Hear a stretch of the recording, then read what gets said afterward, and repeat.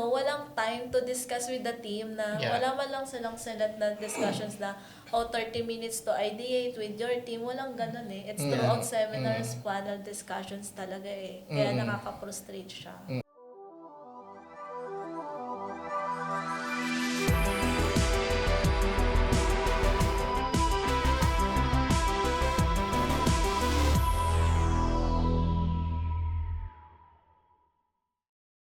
Welcome to Kaka Computer. My name is Marvin. My name is Rachel. My name is Mark, and our topic for this podcast about our EGOV hackathon experience. Rachel?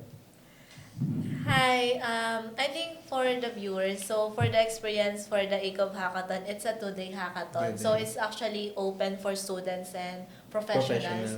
So for our end, we actually I joined with my co-faculty along with our students as well from the academy. So my experience from the day one, let's start with the day one.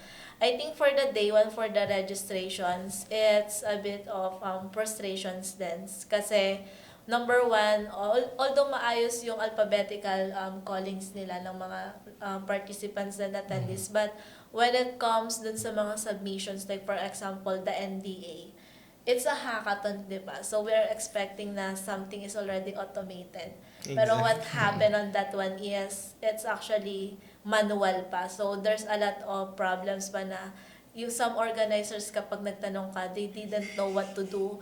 And then part of the day one, we also expected na magkakaroon na ng ideathon kasi it's a hackathon. So we're expecting may ideathon, may ideations, may guide from the mentors. But until the afternoons sessions, it mainly focusing on the seminars, mainly. Parang what we called nga is seminars with a slide of or on top of the hackathon lang. Kasi from the morning, it's more on panel discussions. We actually get to know naman, it's a good thing as actually for the EGOV that they actually open the APIs for the participants that were able to use naman during the hackathon. But for the formality, someone who knows how to run a hackathon, hindi siya yung in-expect natin na magra-run talaga ng hackathon. The typical hackathon actually. And another thing on that one, probably, hindi nyo naman siguro ako aawayin, no? Then, syempre, we as a participants, we actually want to ask questions directly, diba? Sa mga nagpa-panel. Pero during that day, what happened is, we're not allowed yet to ask questions directly. So there's a lot of approval, confusion. So na kung papayagan pa, nawala dun sa script nila. So some questions that was asked by the students are actually scripted. So yun yung mga things na we actually noticed during the hackathon. And yun nga, nag-end siya ng 5 p.m. So 5 p.m. nag-start yung hackathon. Which is, as you can see, 24 hours lang kayong magbibuild and wala pang maayos na criteria.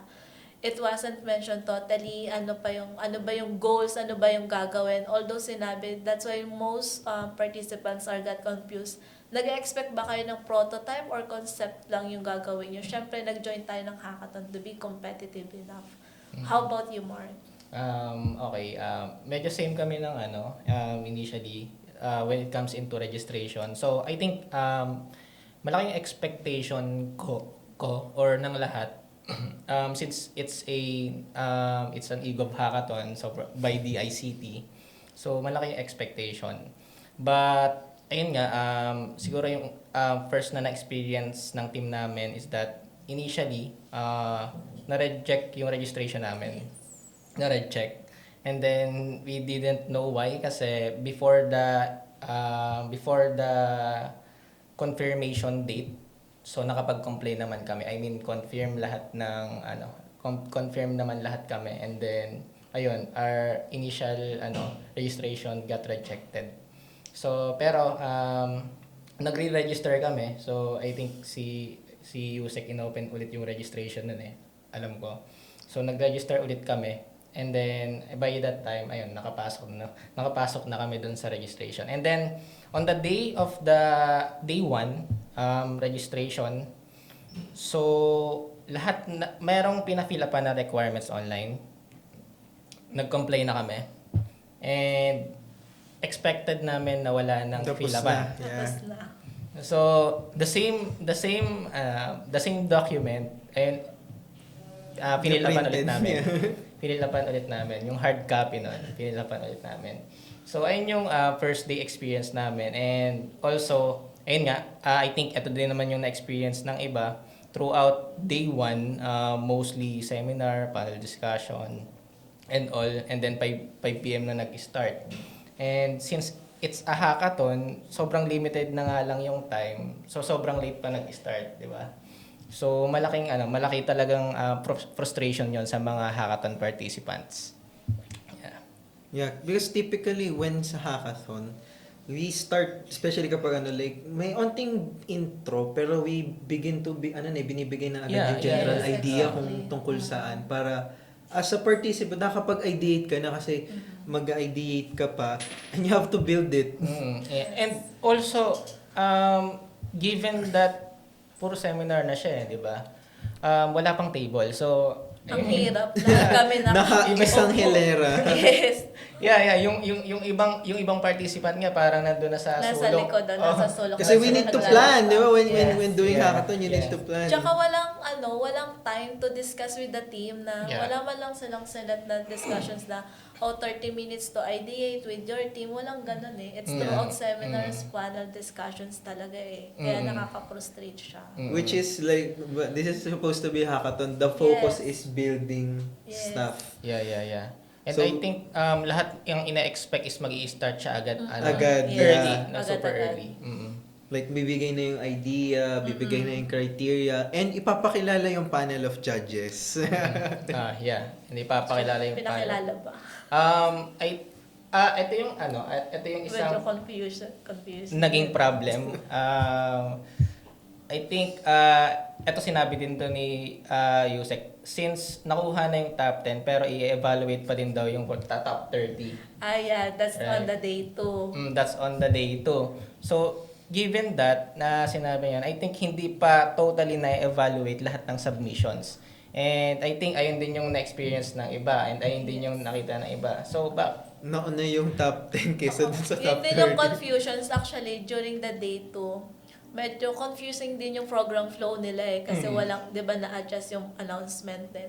And then we also actually received ng emails for thank you for your participation. So most of us, even like sa amin, sa side namin, akala namin yun na yung acknowledgement. Mm-mm. Na hindi kami nakapasok. Nakapasok. Confusing okay, eh. confusing. Confusing Sabi Kasi ko, typically when you receive that, like, okay. Yes, okay. Hindi Okay. kami nakapasok. Kaya nagpa-plan na kami mga faculty na umuwi na kasi yung mga student namin pagod na. True. Wala silang pahinga, walang mga tulog. You Tapos, typically receive 2 emails kasi, diba? Either Yes. congratulations Oo, or oo. thank you. Kaya sabi namin, Yung isa okay. confusing eh. Paano? Hindi pala kami Hindi pa Pasok pala kami or tapos. hindi? Ano ba ito pa? Until yun sabi nga na okay, let's wait, try lang natin kung sinong mga nakapasok. Ayun. I think, yun din, on my side naman, as one of the top 10 finalists dun sa League of Hackathon, may mga confusing stuff din during the awarding dun sa likod. As in, sobrang disorganized nila. Are you a one-day millionaire type of person? Don't worry, we got you. Track every peso, see your spending in seconds, and finally stay on budget. With FinShark, finance has never been this easy. Download FinShark today.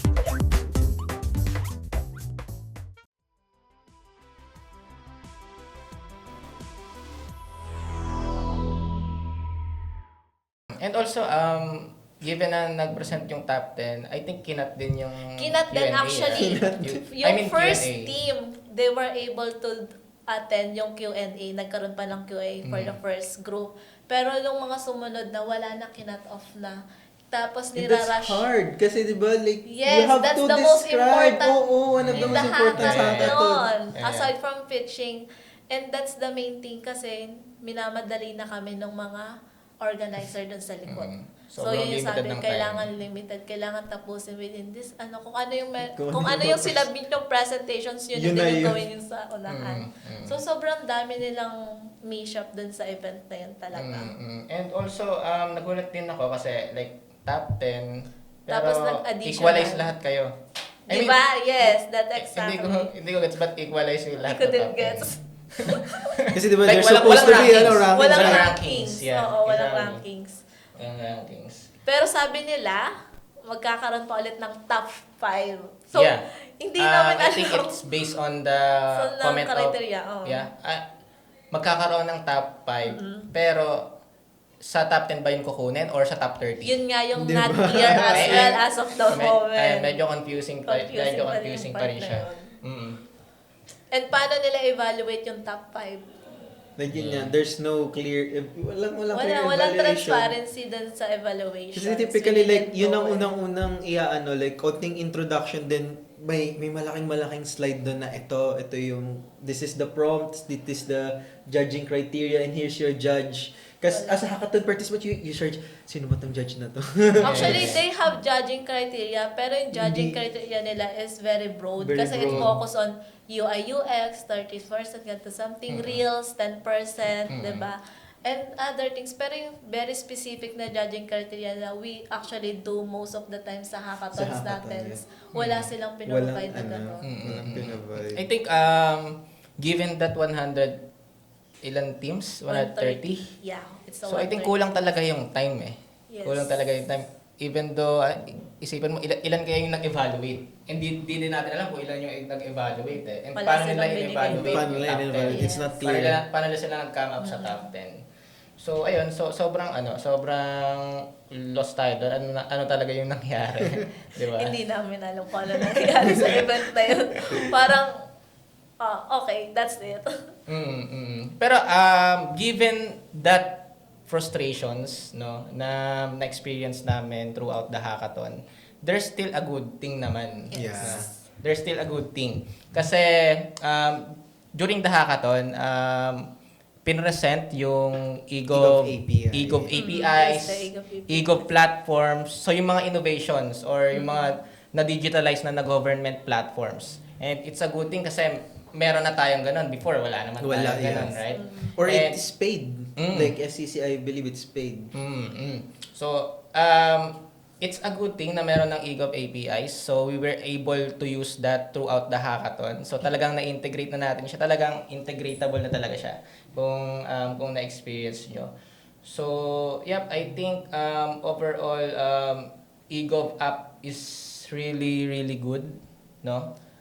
So, talagang it's interoperable with the different current government platforms na eh. SSS, Pag-ibig, Yeah, wala nang NBI, and silo. all. Wala Yes, na. wala nang silo. So, I think that's a good thing pa rin naman when it comes to EGOV. No? It's just that yung hackathon experience lang talaga. It's not hackathon. It's not well organized. Yeah. Yeah, as we said. But the API talaga, it's amazing kasi like noon, like you have to magre-request ka pa FOI, paulit-ulit FOI, FOI just to get one piece of information. And ngayon, like just if you know how to like Postman or curl, you can just get the data. Yeah, Actually, exactly. good thing din sa EGOV applications, yung sa mismong EGOV app nila, I noticed kasi doon na you can actually apply din. They have the Yeah. e-trabaho. So for the e-trabaho, all you need to do is upload your resume and then it would actually do the job matchings based on your profiles. There's also an AI that would actually help you for your resumes to create on that one, which is a good thing. And aside from it, on the other side of EGOV, there's also some programs na related kay CHED if you apply. So all you need to do is upload your TOR, your diploma, and you'll notice yung mga privileges natin as a first-time job seeker as well. Yeah, especially I remember first time kong ginamit yun, like it's not clear yung especially sa NBI clearance, but it's free. It's Yes. supposed to be free for first time job seeker pero it's not widely known. Oh, kasi first time job seekers, that was actually na-sign lang yung Republic Act 11261 way back 2019. So 2019 siya implemented. So that's the only time na known na siya na yung mga free employment requirements like NBI, barangay clearance, medical certificate, we can actually total get it ng free from the government itself.